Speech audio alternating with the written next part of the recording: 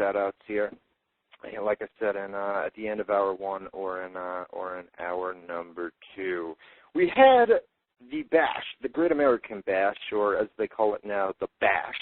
We had this pay-per-view on Sunday night. I got to be honest with you, my stream guy, I get the only pay-per-views that I order are UFCs on a monthly basis. Sometimes TNA, it all depends. Like Victory Road, I'll order because I believe Taz is going to be there. They put that video up on Facebook last week, so it looks like he's gonna be there. And then they last week at the Impact tapings, they really plugged it up like he was going to be there at Victory Road. So I may order that. You know, when I know something big is going to go down on the pay-per-view, I'll give it a shot, or I'll throw down the money. You know what I mean? But as far as a stream was concerned, for the WWE Bash pay-per-view on Sunday night, I missed. It was in and out. It cut in and out. Well, I don't use the Justin TVs or whatever the other one is there. I mean, they're really cutting back on that stuff nowadays anyway. But the one that I had was I used a Winamp. It's through Winamp, and it was not. It was bugging out on Sunday night. So I saw some, and I didn't see others. But I know we kicked things off. We had an ECW title match, a scramble match. We had Tommy Dreamer, Christian, Jack Swagger, Mark Henry, and Finley. So you're kind of going to have to guide me through, because for the first 25 minutes here of the pay-per-view, I was not there, or I was having a lot of issues. It wasn't actually a bad match. The scramble match, it's almost kind of like the little Royal Rumble. I think it was like every 2 minutes or every minute or something like that, someone comes in. But it's at the end, of course, Tommy Dreamer retained his title. Overall, pay-per-view, I really hope they continue coasting Tommy Dreamer as a champion, at least up until next year's WrestleMania. I know that he signed, either a 2 or 3 year, renewal contract with the WWE, so he's not going anywhere anytime soon. And I don't know, there's just now that, that there's some changes going on in ECW talent-wise. A lot of the younger guys are leaving. A little bit of the older fellas are coming in. It's going to be interesting what they're going to continue developing over there in ECW. Yeah, but ECW got screwed in of course. They always get screwed. I've come to terms, honestly, to understand what ECW is for the WWE. I really wish we kind of had at least a little bit of a teaser of this old school ECW, and I think that's one of the reasons why Tommy Dreamer is the, heavyweight champion, because at least he's an old school ECW. It gives you that, when he does his little, back to forth flip and, ECW. Yeah, the problem is, dude, is on ECW on a weekly basis, you had Evan Bourne was always featured, and you would look forward to ECW for a great match or the high-flying Evan Bourne. And then they had really started to push the Hart Foundation over on ECW as well, and both of those guys were drafted out. And I know everybody on the internet today says, why not Christian? Why not Christian? You know what I mean? And I don't know, I feel like ECW just got, well, we all know ECW just got totally screwed during that draft. I don't know. It's definitely McMahon's version of bringing these younger stars. You have 3 levels. Your highest level is being on Monday Night Raw. You have SmackDown, which is your middle level, and then you have your lower level, which of course now Goldust and whoever else got drafted. Shows you how much I pay attention. Who Shelton Benjamin, who used to be on ECW, and then he got drafted to SmackDown. So it's definitely, ECW definitely got screwed. They lost the Hart Foundation to SmackDown, but I'm not surprised, because it's now they want to have a larger global platform to expose these young individuals, and that's what ECW is. ECW, right. You only get a couple of million viewers compared to a SmackDown, or even better, to 7 million viewers last week that Raw made out. So right, but you know damn well that Evan Bourne gets completely. I mean, Evan Bourne on Raw. I mean, that to me just signals jobber. You know what I mean? No, I don't think they don't see him that way though. I don't really think that. A perfect example, Kofi. Yeah, Kofi is a little bit taller, but they almost have the same physique. Kofi's a lot more slimmer. So it's I think bringing Evan Bourne to Monday Night Raw will not only will give him the opportunity to showcase to a much larger audience, but I really don't think that they're going to start jobbing him to Mark Henry. I think they're going to kind of let him go. And then the first person that, when we say let go, is the Prime Brian Kendrick.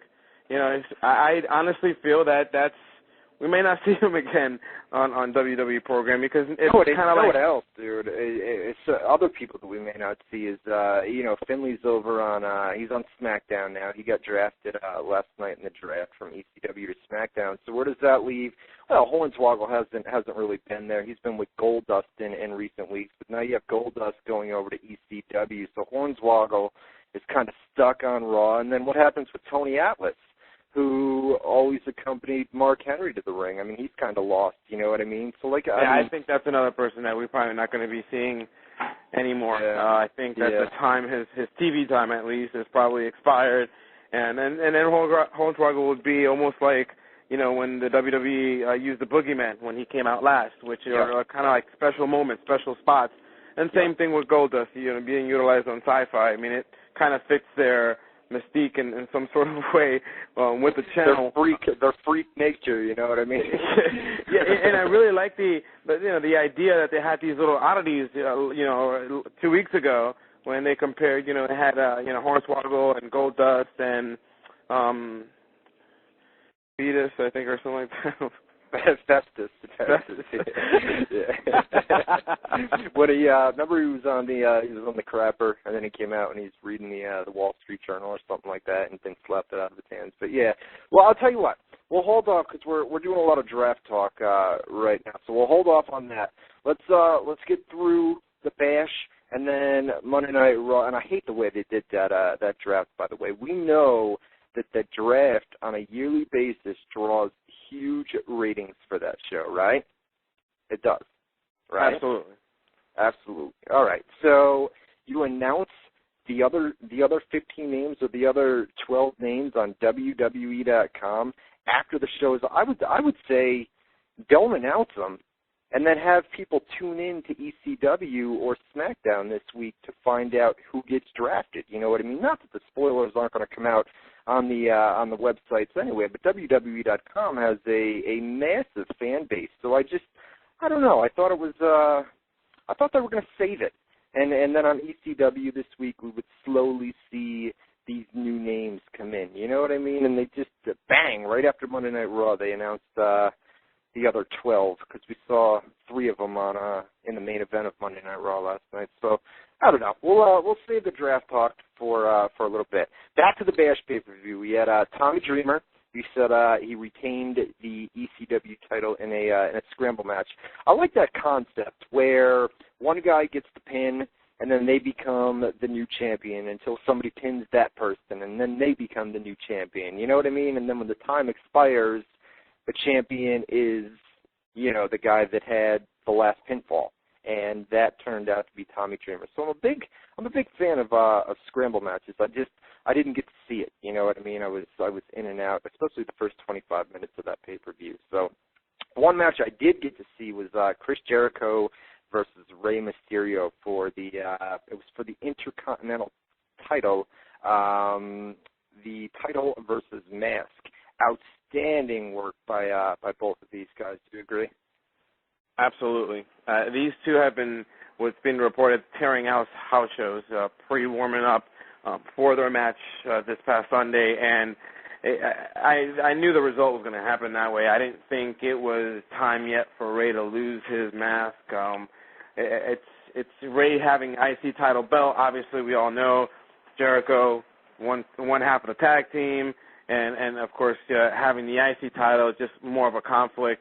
Putting on Rey is a good idea. Comes in, SmackDown, builds that Hispanic audience population, give them a title. They go a little bit more crazier over them. I mean, so it's definitely a smart idea to put the IC title back onto Rey. But it was an excellent match. Yeah, there were some really, really cool spots in this match. I mean, these guys both tore down the house. Jericho posted a Twitter message after it was over that we had on the website that says, Rey Mysterio was just an absolute pleasure to work with, and they meshed so well on that pay-per-view. Probably, in my opinion, the best match of the night for sure. Rey Mysterio and Chris Jericho. They did the finish where Rey had 2 masks on and had one ripped off, and we knew. Me and Boone, when we did our predictions last week, I mean, I basically predicted that it was going to end on a DQ finish or something like that, something where Rey wouldn't be unmasked.